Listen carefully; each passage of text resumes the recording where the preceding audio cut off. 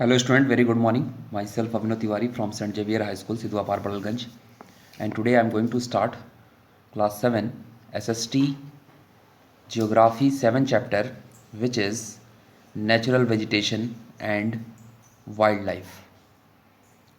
तो student, geography में ये पोस्ट टर्म का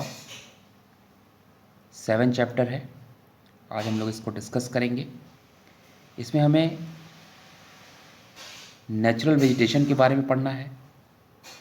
इसके अलावा about the features tropical temperate evergreen forest के बारे में पढ़ना है.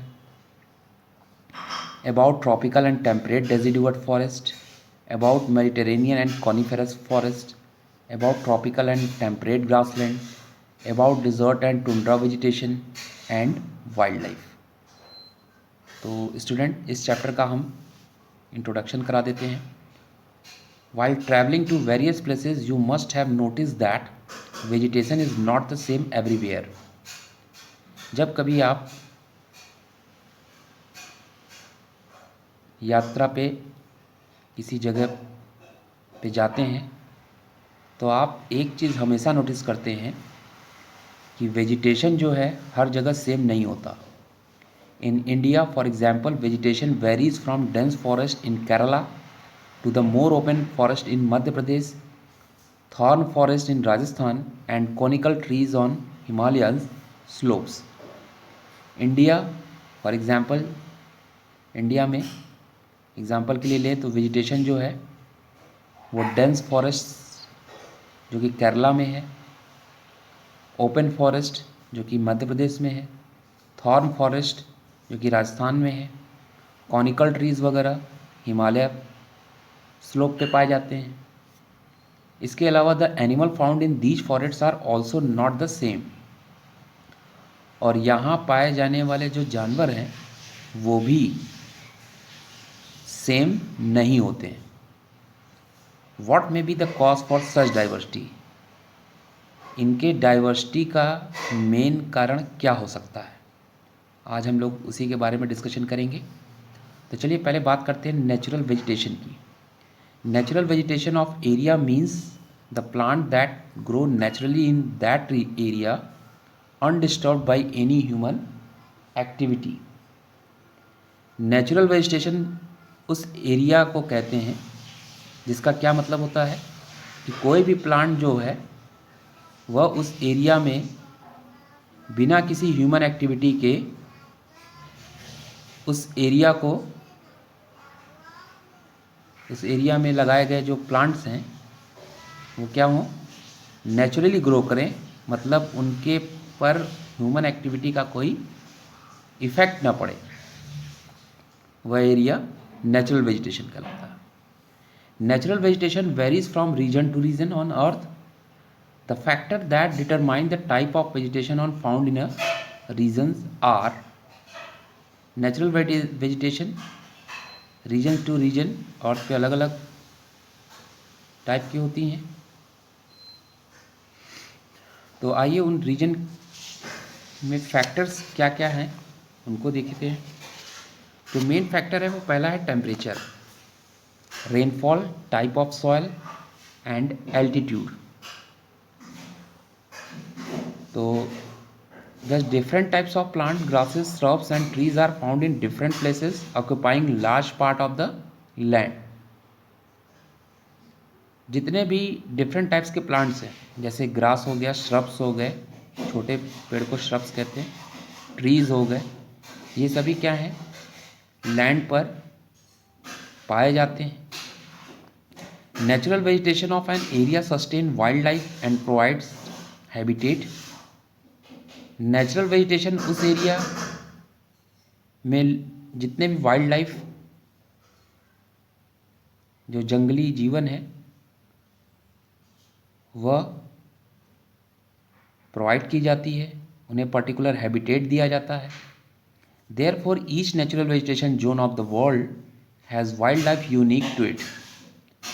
अतः इसीलिए हर नेचुरल वेजिटेशन का जो जोन होता है पूरे वर्ल्ड में वो वाइल्ड लाइफ के लिए यूनिक शो करता है.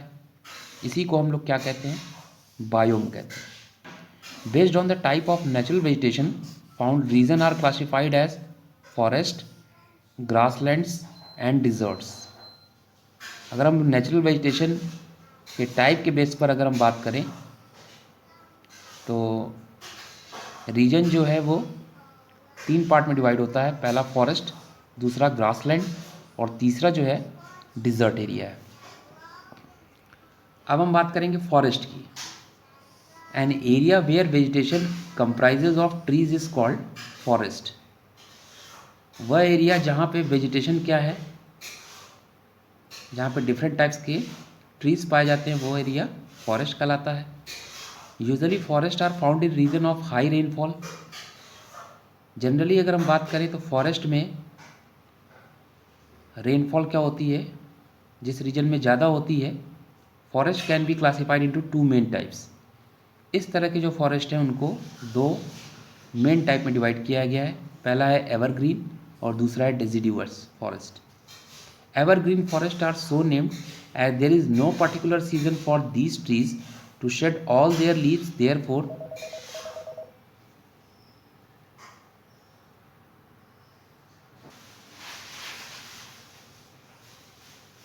evergreen forests are so named as there is no particular season for the trees to shed all their leaves. Therefore, these forests remain green throughout the years. तो evergreen forest का नाम कैसे पड़ा?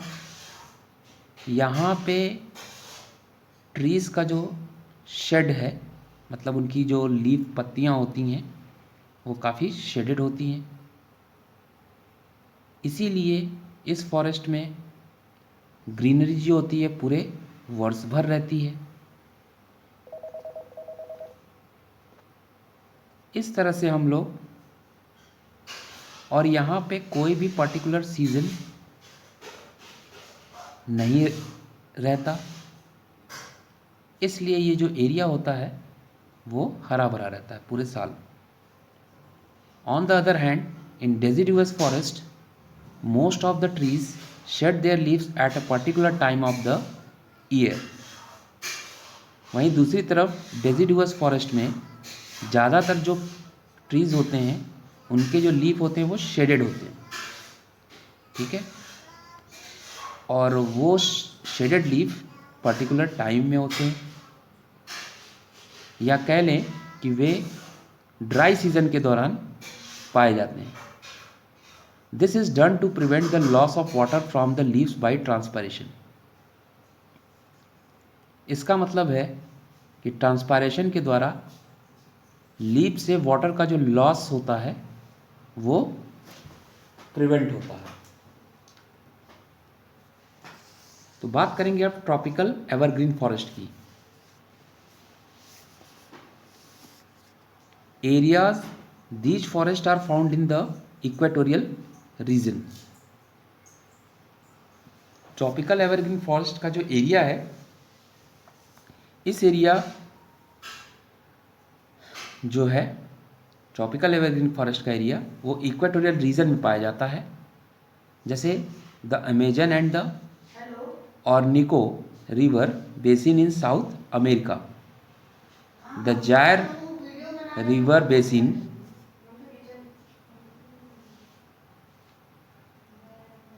The Zaire river basin in Africa and in South East Asia. Zaire river जो है, Jair river basin जो कि Africa में है और साउथ ईस्ट एशिया में भी पाया जाता है। अब हम लोग बात करेंगे इसके कैरेक्टरिस्टिक्स की। These forest are also called rain forest और सेल्वा। इस प्रकार के फॉरेस्ट को भी हम सेल्वा के नाम से जानते हैं। The trees are tall and with hardwood and broad leaf that form a thick canopy at the top. ये जो पेड़ होते हैं यहाँ पे पाए जाने वाले, वे काफ़ी लंबे होते हैं, हार्ड होते हैं और उनकी लीफ जो होती है चौड़ी होती है, और वह एक कैनोपी सा, टॉप से कैनोपी सा बना लेते हैं, छतरी नुमा। This prevent sunlight from penetrating into the forest. इसी कैनोपी के कारण ही जो सन से लाइट आती है वह उस फॉरेस्ट में नीचे तक नहीं पहुंच पाती, जिससे इसका इंटीरियर एरिया जो होता है वो डार्क होता है और डैम्स एरिया होता है। Ebony, mahogany, rosewood, rubber, cinchona are the important trees found in these forests. Large variety of trees are also found together in small areas. बड़े बड़े वैरायटी के जो पेड़ होते हैं वो एक छोटे से एरिया में एक साथ पाए जाते हैं और उनका मेकिंग कमर्शियल यूटिलाइजेशन भी होता है और दिस फॉरेस्ट डिफ़िकल्ट। तो इस तरह से हम लोगों ने ट्रॉपिकल एवरग्रीन फॉरेस्ट के बारे में डिस्कशन किया। अब हम लोग बढ़ते हैं वाइल्ड लाइफ पे।